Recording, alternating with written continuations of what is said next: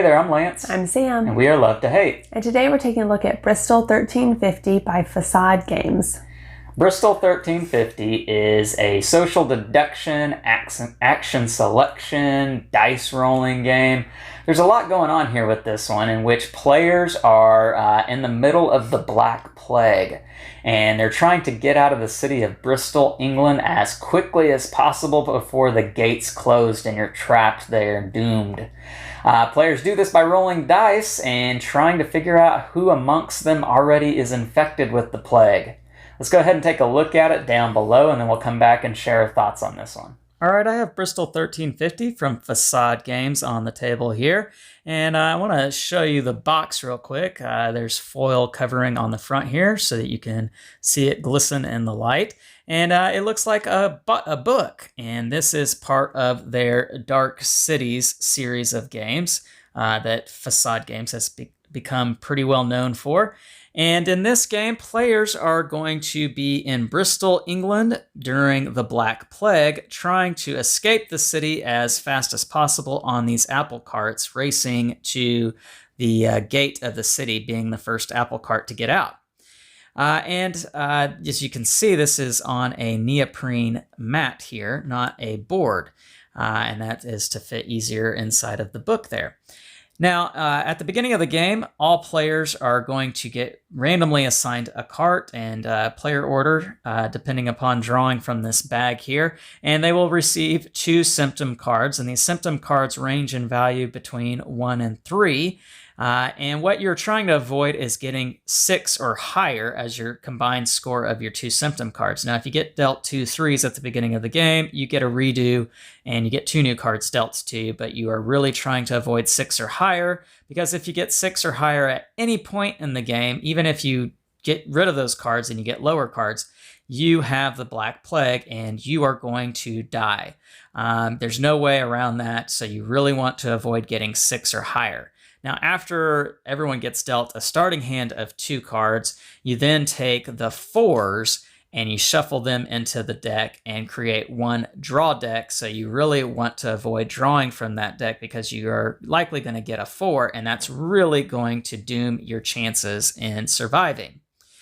Now, a way the round works in this game is you're going to roll all 6 of these dice, and these dice are going to have apples and rats on them that match the colors of the 3 different carts in this game. You've got white, red, and brown, but they're different types of wood: birch, cedar, and oak, if I'm not mistaken.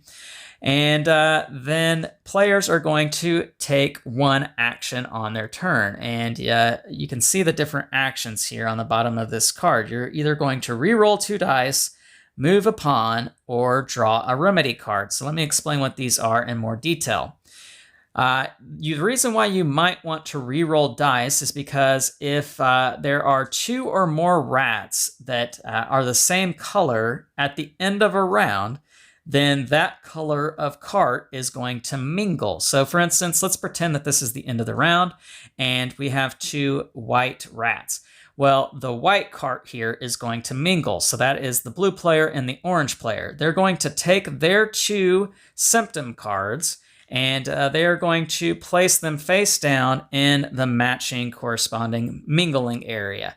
And again, you keep your symptom cards hidden at all times in this game so that no one really knows what you have. So the blue player would add in there 2, the orange player would add in there 2, and you would take 1 at random from the deck. You would shuffle up the number of cards here, and you would deal out 2 cards to each player involved, getting rid of any extra cards, and then those players would take a look at their new symptom cards.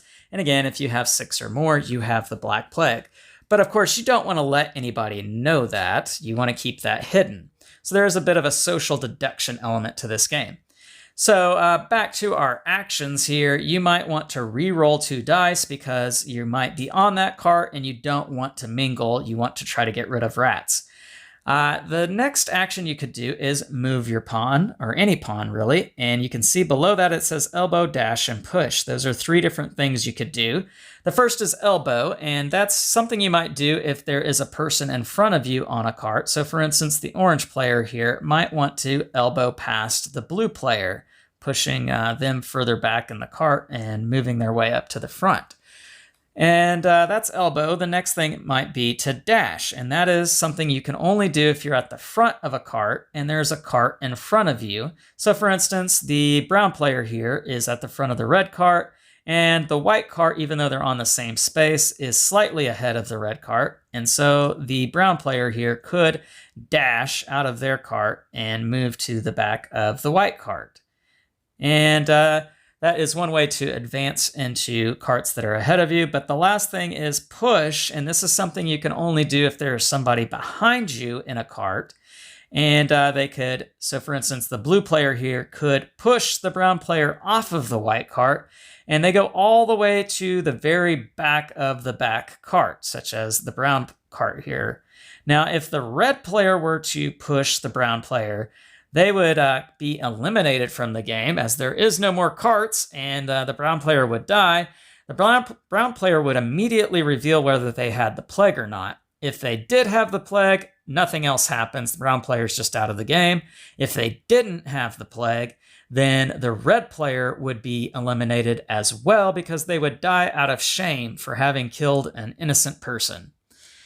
That is the push action. Now, the last thing you can do is you can draw a remedy card, and remedy cards are going to come from this deck right here, and they are going to give you special things you can do in addition to your normal action on your turn, such as locking some dice or drawing extra mingling cards, or symptom cards, excuse me, putting them into the mingling area to really try to harm other players, or draw additional symptom cards for yourself, discarding ones you don't want, keeping the ones you do want.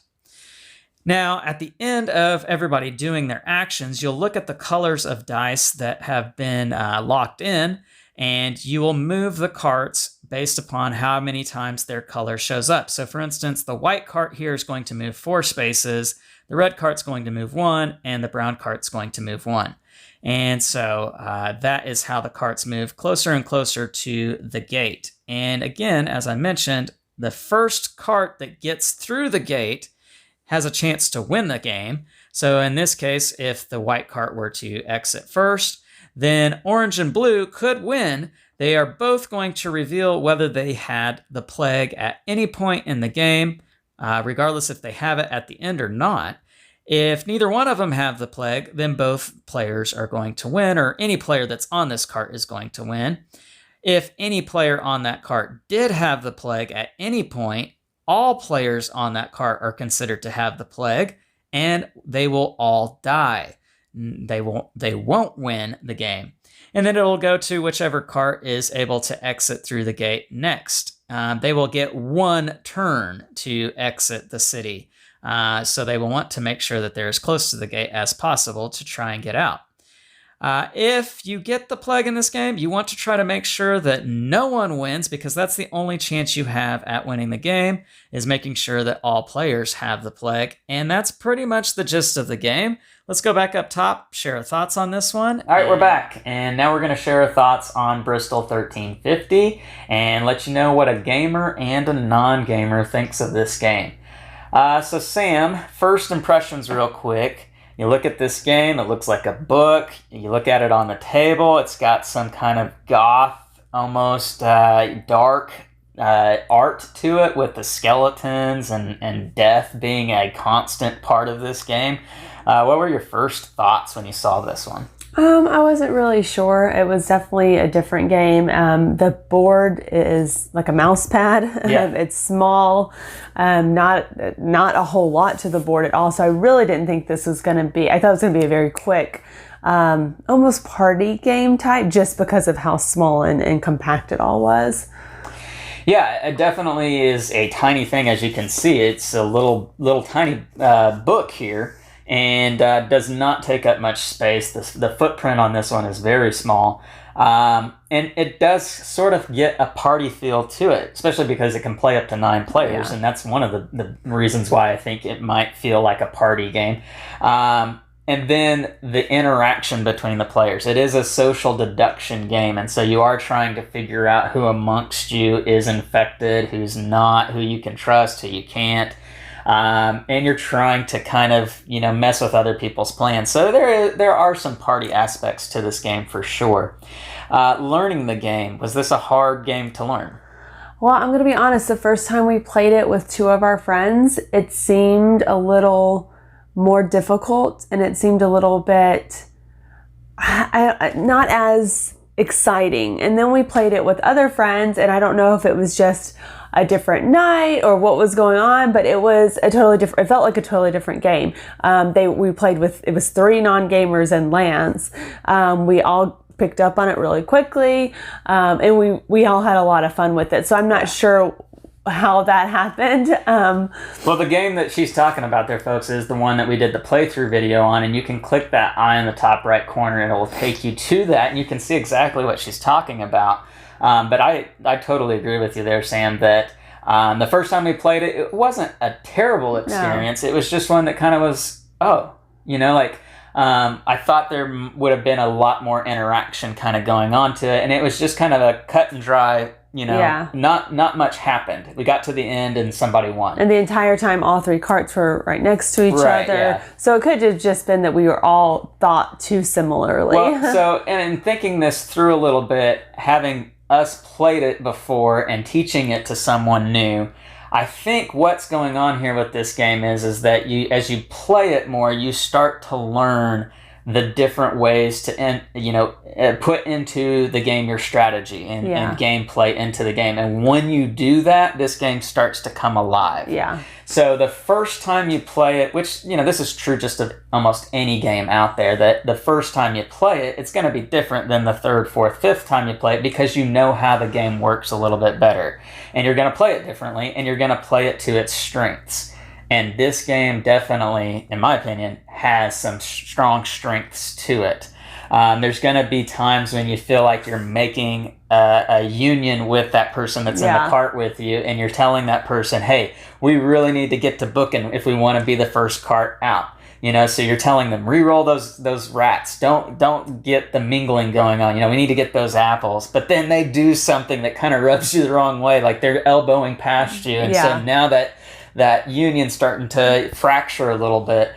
There's some cool things that really happen in this game. Sam, as a non-gamer, how did you feel about all of that? I liked it all. I definitely feel like the second time we played, there was a lot more of that, teamwork, coercion, Teamwork or not teamwork. Yeah. There's a lot more of that. And again, I just think it was playing it that second time through, and that made it a lot more enjoyable and a lot more fun. Yeah, definitely so. So I've already kind of asked you a little bit about the rules and how difficult of a game this was to learn.